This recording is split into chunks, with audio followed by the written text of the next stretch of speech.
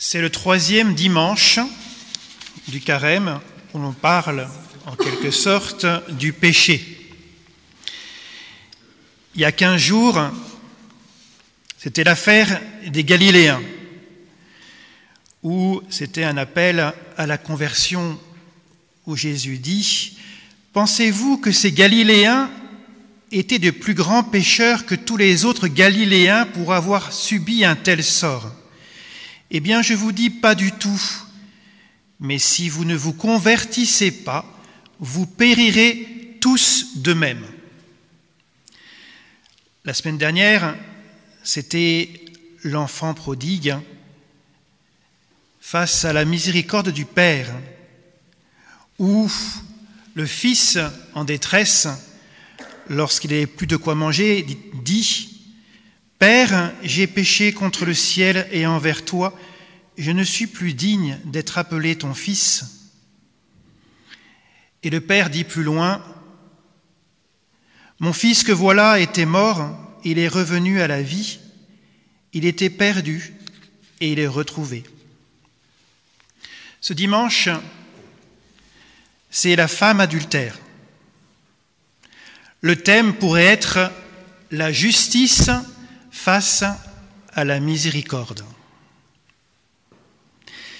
Les scribes et les pharisiens vont chercher à piéger Jésus, à lui faire dire comme quoi la loi de Moïse, elle n'est plus valable.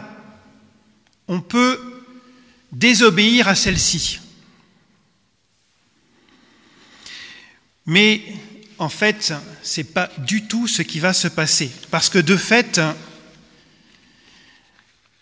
Jésus dit bien dans Saint Matthieu au chapitre 5, versets 17 à 20, « Ne pensez pas que je sois venu abolir la loi ou les prophètes. Je ne suis pas venu abolir, mais accomplir. Amen, je vous le dis, avant que le ciel et la terre disparaissent, pas un seul iota, pas un seul trait ne disparaîtra de la loi jusqu'à ce que tout se réalise. » Et de fait, l'adultère était considéré par les Juifs comme quelque chose qui est réprimable jusqu'à la condamnation à mort. Il est dit dans le Lévitique, au chapitre 20, verset 10, « Si un homme commet un adultère avec une femme mariée, s'il commet un adultère avec la femme de son prochain, l'homme et la femme seront punis de mort. » Et Jésus dit dans Saint Matthieu, au chapitre 5 également, verset par contre 28, « Vous avez appris qu'il a été dit, tu ne commettras pas d'adultère.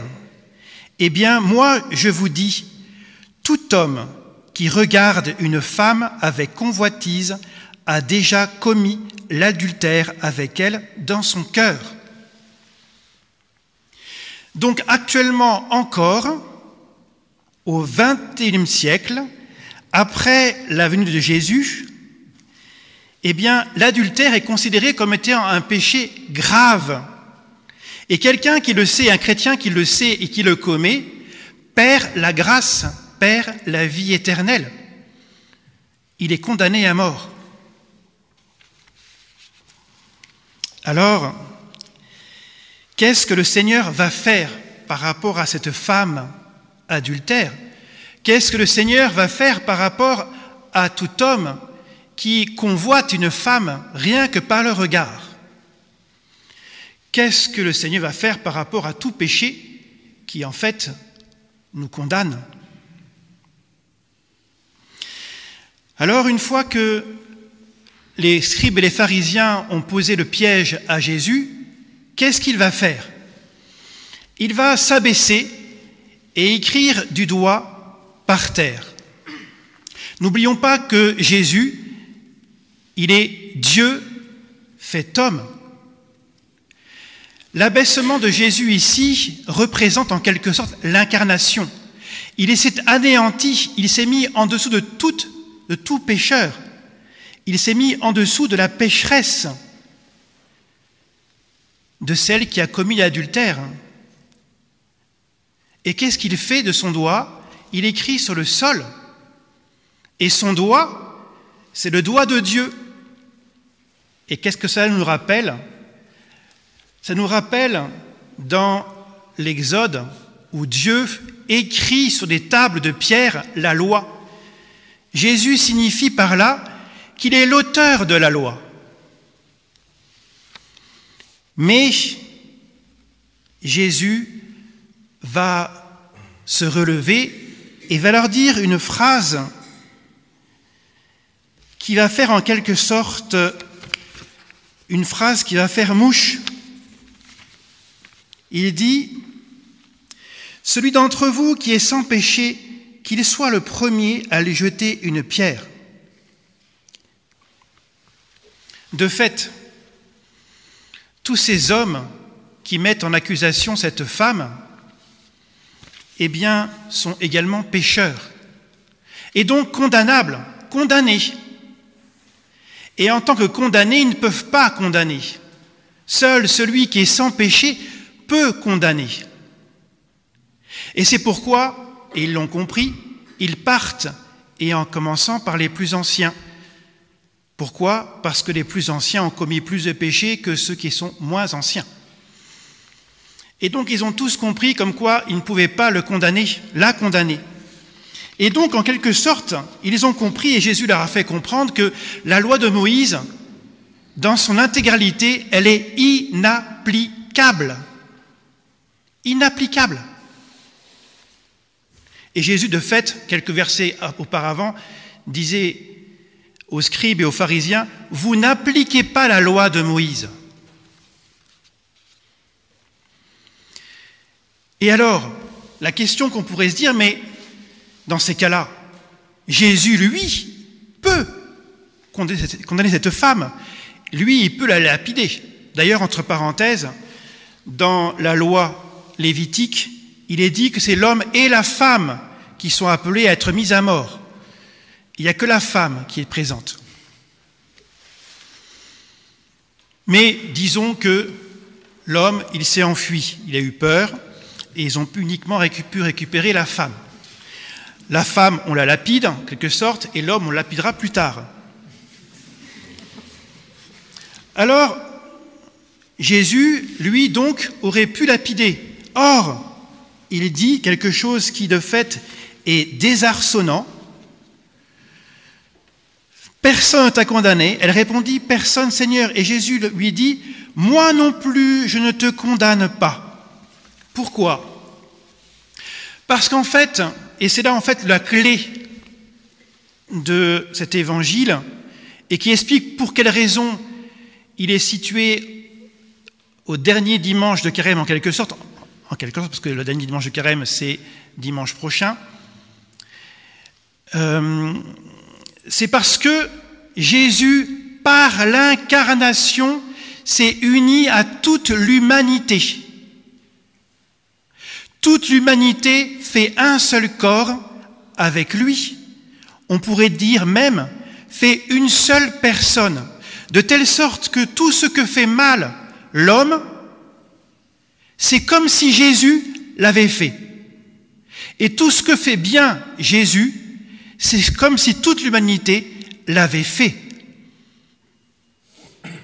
Et c'est en cela qu'il est le Sauveur, grâce à son incarnation. Il prend sur lui toute la responsabilité de tous les péchés des hommes, depuis la création jusqu'au terme, jusqu'à son retour, jusqu'à la fin. Parce qu'il s'est incarné. Normalement, le péché, il doit être, comment dirais-je, réparé, toute faute doit être réparée par celui qui a commis la faute. Et cela est normal. Et Jésus, parce qu'il est Dieu, eh bien, peut prendre notre place dans les conséquences des péchés que nous faisons. Tout ce que vous faites à l'un de ces petits qui sont à moi, c'est comme à moi que vous le faites. Et Jésus aurait pu dire, tout ce que vous faites de mauvais, c'est comme si c'était moi qui l'avais fait. Et Jésus donc répare. Il justifie en vérité. Parce que de fait, lorsqu'on a commis un péché envers quelqu'un qu'on aime, on a envie de réparer. Et il est juste également que celui qui a été blessé, eh bien, qu'on le répare également. Or, l'homme est incapable de réparer les péchés. C'est pourquoi Dieu s'est fait homme. Et il nous montre par là son amour, son immense amour. Et donc Jésus à la croix, il a fait justice en réparant, et en même temps, parce qu'il est Dieu, il a fait miséricorde. En un seul acte, Jésus à la croix a fait justice et miséricorde. En tant qu'homme, on pourrait dire il a fait justice, en tant que Dieu, il a fait miséricorde. Et c'est cela qui est extraordinaire. Et c'est pour cela qu'il peut dire à la femme, « Moi non plus je ne te condamne pas, parce que j'ai pris ta place, parce que j'ai été condamné à ta place. J'ai fait justice à ta place, parce que tu ne peux pas réparer, c'est pas possible. Je ne peux pas réparer une faute qui est commise envers Dieu. Dieu est infini, et seul un être infini peut réparer une faute envers un être infini, et c'est Jésus. Prions le Christ. Tout d'abord, rendons grâce au Christ d'avoir fait un tel don pour que nous puissions être sauvés, que nous puissions être rachetés, parce qu'il a fait justice à notre place. Cela est extraordinaire. Nous rendrons jamais assez grâce au Seigneur pour cela. Et donc, toute personne qui regarde avec convoitise une femme et donc qui a commis l'adultère, eh bien, il est également sauvé. Mais il y a une part de notre part, et je vais finir par là. La part, c'est la confession, c'est accepter la miséricorde de Dieu, parce que Jésus a beau vouloir nous justifier, prendre notre place, mais si l'on ne veut pas, alors là, on est condamné.